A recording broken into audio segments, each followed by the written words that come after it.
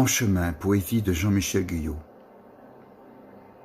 Longtemps ce fut le silence, puis de rares prises de parole, dispersées, sporadiques, en un mot aigrelette, comme dirait un poète de mes amis, particulièrement athlétique.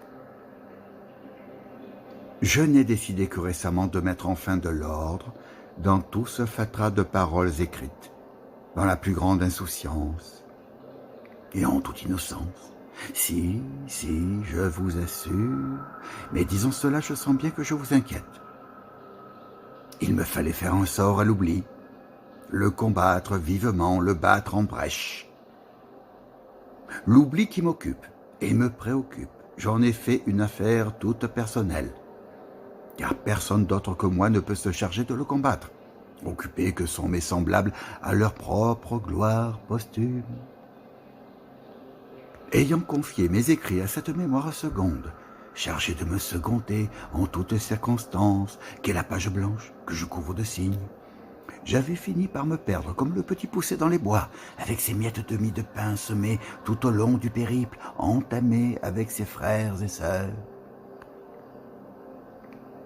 J'ai perdu le fil, il y a fort longtemps, ou plus exactement comme il n'y a jamais eu vraiment de fil d'Ariane dans ma démarche d'écriture.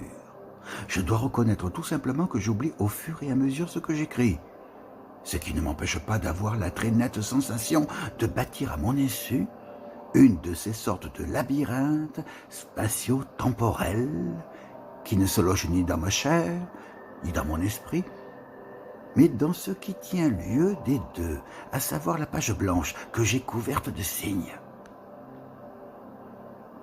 On trouve naturel qu'un arbre l'automne venu perde ses feuilles afin d'économiser sa sève en vue de jours meilleurs. Exubérant durant tout le printemps et l'été, voilà qu'il devient économe. À mon sens, les poètes devraient s'inspirer de cette sagesse muette qui a fait ses preuves depuis des millénaires. Se dire que les automnes pluvieux et les longs hivers, d'ailleurs de moins en moins rigoureux, sont une promesse de retour qui sera immanquablement tenue. Qu'il n'y a donc pas lieu de se lamenter si, pour un temps, les images tardent à fleurir dans leur esprit. Les poètes payent en retour cette munificence naturelle en faisant généreusement don aux autres hommes de leurs poèmes.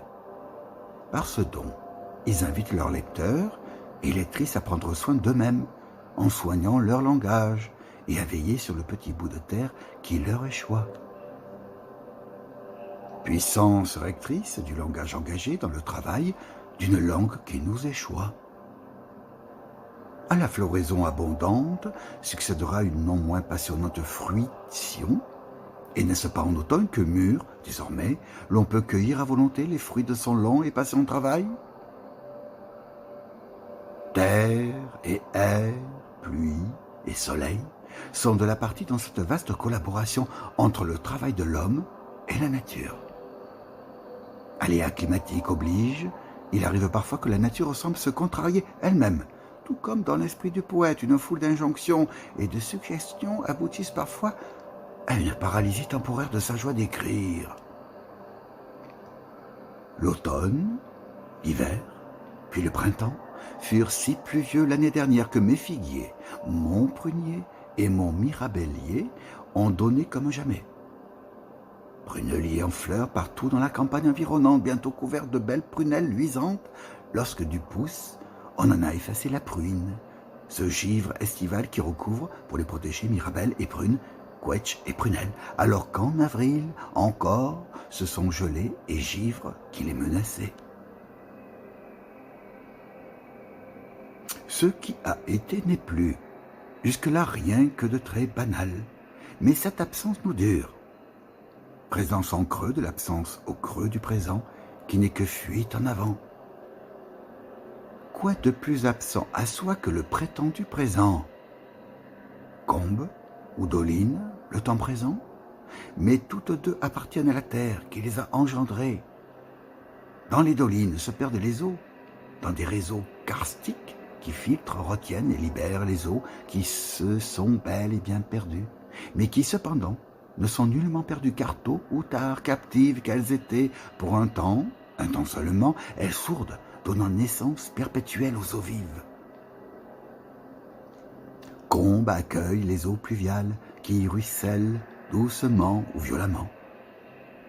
Le feu du ciel donne au sol les pluies vitales, s'est mêlé la terre-mère phrygienne, enfantin complètement Dionysos que Zeus recueille en le cousant dans sa cuisse. Ainsi, encore une fois, rien ne se perd du feu du ciel. Ce qui a été, s'est irrémédiablement et diablement absenté, comme si tout le mal du monde, à commencer par celui que l'on s'est donné un vrai mal de chien pour l'en chasser, résidait dans son effacement, lequel est, hélas, propice à la répétition de ce même mal, que ce soit dans le cadre familial ou plus largement sur le plan historique.